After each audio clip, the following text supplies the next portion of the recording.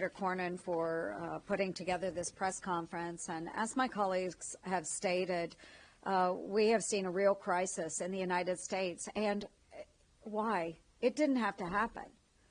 On day one of his presidency, Joe Biden rolled into the White House, he got into the Oval, and he dismantled everything that President Trump had in place that kept a lid on these illegal border crossings.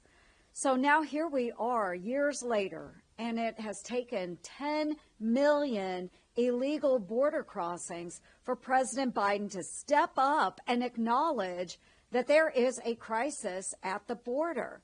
And you know what, folks? It's his own making. He really could have used his authority all along. We all know that.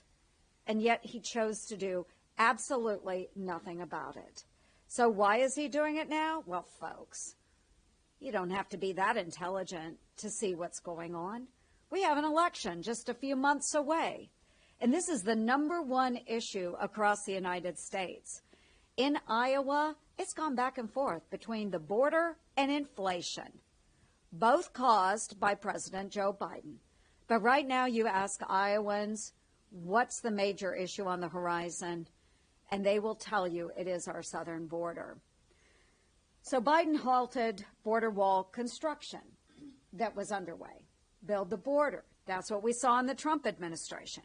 He reinstated catch and release. He's just dumping illegal border crossers into the United States. He has been selling off the materials purchased to build the wall for pennies on the dollar.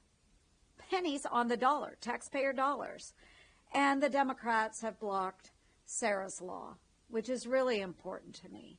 Sarah Root was killed by an illegal alien years and years ago.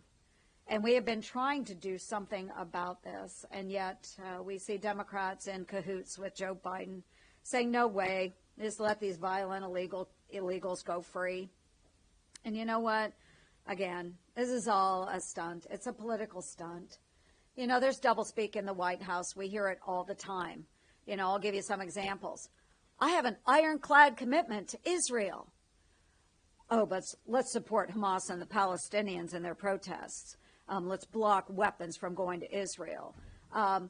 Let's put sanctions on Iran. Oh, but let's not enforce them. Well, here we have it again. Yet once again, another stunt, another stunt. Oh, let's do an executive order on the border. But, you know, let's make it so it really doesn't do a darn thing. It just helps us get through to November.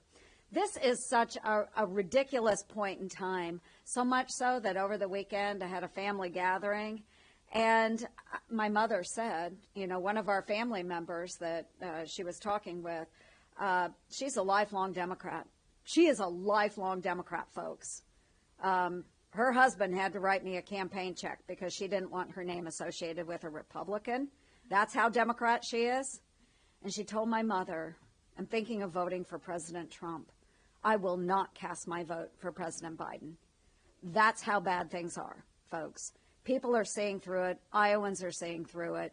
This is just a joke. Let's do something about the border. And you know what? I think we're going to have to wait until January when President Trump comes back into office to actually see something done about it.